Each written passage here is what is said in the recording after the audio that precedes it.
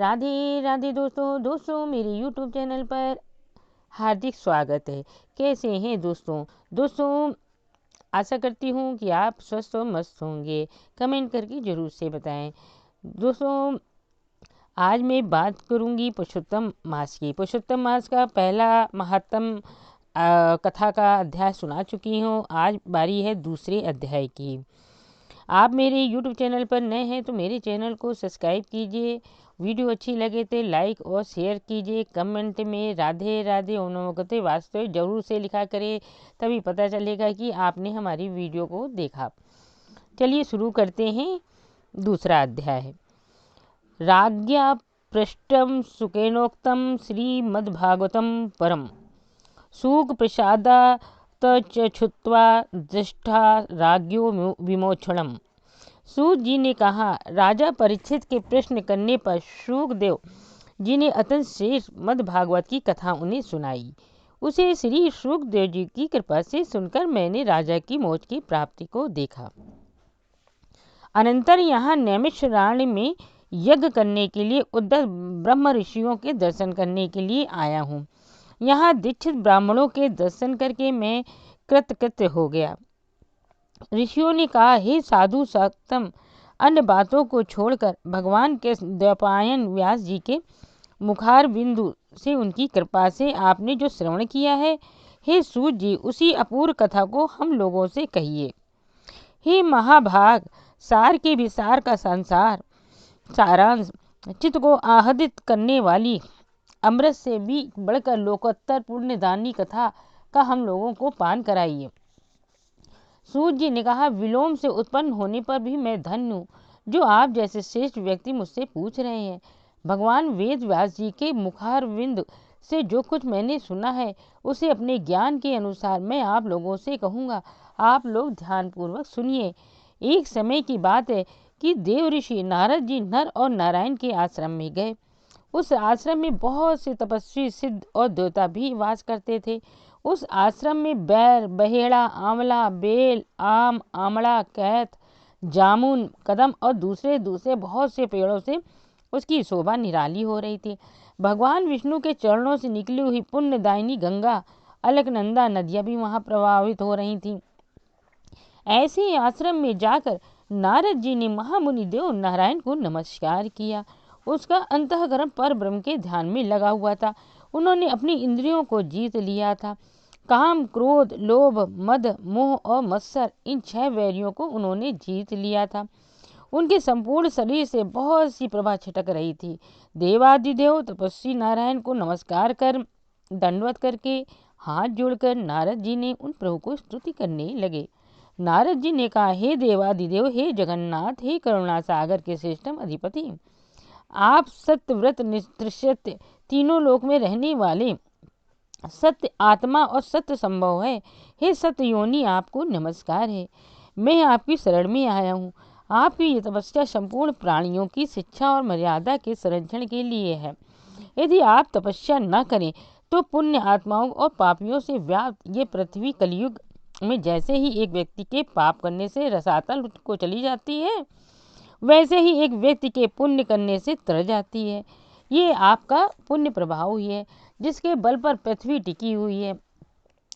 पहले सतयुग आदि में जैसे एक व्यक्ति पापाचरण करता था तो सभी व्यक्ति पापी हो जाते थे। इस व्यवस्था को बदलकर कलयुग में केवल कर्ता ही पुण्य और पाप से लिप्त होता है।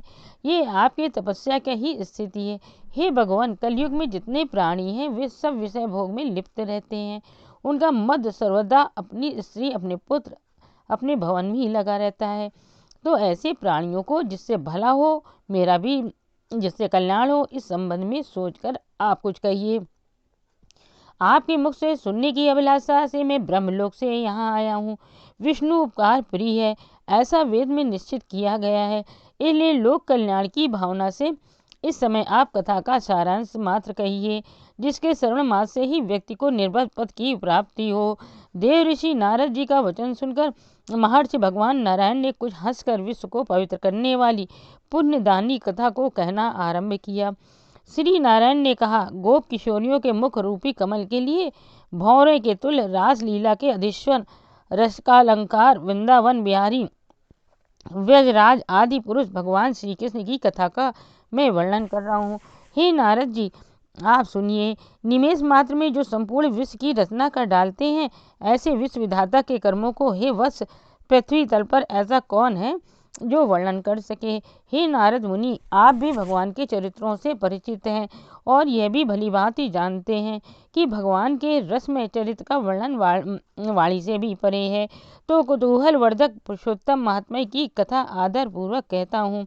ये पुरुषोत्तम महात्मा दरिद्रता और वैधव्य को दूर करने वाला, कीर्त को देने वाला, पुत्र प्रदान करने वाला और मोक्षदायक है।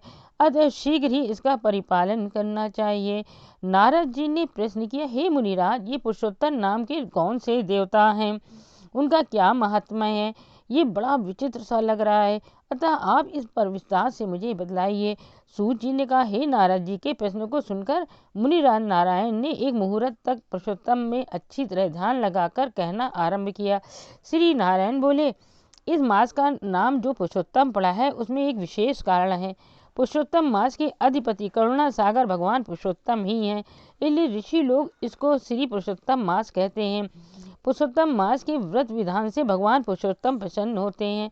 नारद जी ने फिर प्रश्न किया, चैत्र बैसाख आदि जो मास हैं उनके पृथक पृथक अधिपति होते हैं, ऐसा मैंने सुना अवश्य है, परंतु उनके बीच में पुरुषोत्तम नाम का मास तो नहीं सुना है। जो पुरुषोत्तम कौन सा मास है? पुरुषोत्तम मास के स्वामी कृपा सागर भगवान पुरुषोत्तम कैसे हुए? हे करुणा निधि, ये उपाख्यान आप मुझे बताइए। हे प्रभु, इस मास का स्वरूप विधि विधान के साथ बताइए। हे प्रभु, इस मास में क्या करना चाहिए? स्नान की विधि क्या है? क्या दान करना चाहिए? इस मास का जप, पूजा, उपवास आदि का क्या साधन है, सो बताइए। इस मास के विधान से कौन से देवता संतुष्ट होते हैं और वे क्या फल देते हैं? हे तपस्वी, इसके अतिरिक्त तुम और जो कुछ तत्व हो उस पर भी प्रकाश डालिए, क्योंकि सत्पुरुष दोनों दिनों पर कृपा करने वाले जो महामानव होते हैं, वे बिना पूछे भी कृपा करके सब बातें बतला देते हैं। इस धरती पर जो मनुष्य दूसरों के भाग के सहारे चलते हैं, वे नित्य दरिद्रता से पीड़ित रहते हैं, नित्य रोगी बने रहते हैं।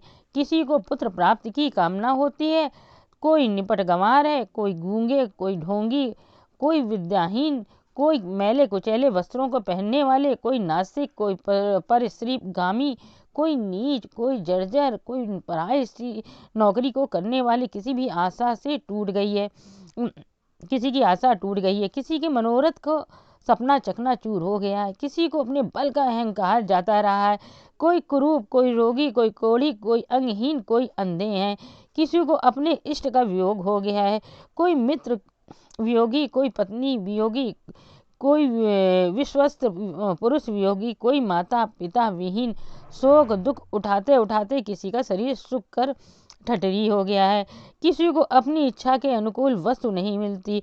फिर हे प्रभु, जिस अनुष्ठान के करने, सुनने और पढ़ने से इन कष्टमय परंपराओं से पीड़ित कोई मानव न रह जाए, ऐसा प्रयोग मुझे बताइए।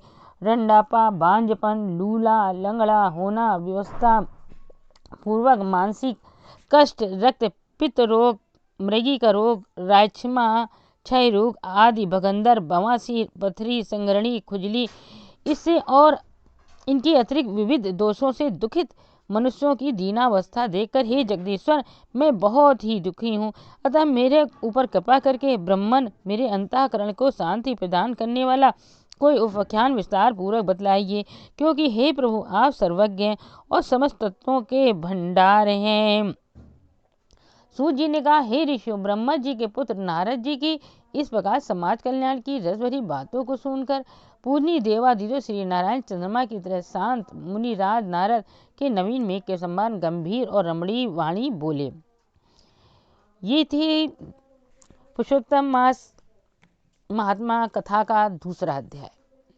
वीडियो अच्छी लगे तो ज़्यादा से ज़्यादा शेयर कीजिए और वीडियो को लाइक कीजिए। मेरे चैनल को अभी तक सब्सक्राइब नहीं किया, सब्सक्राइब कीजिए।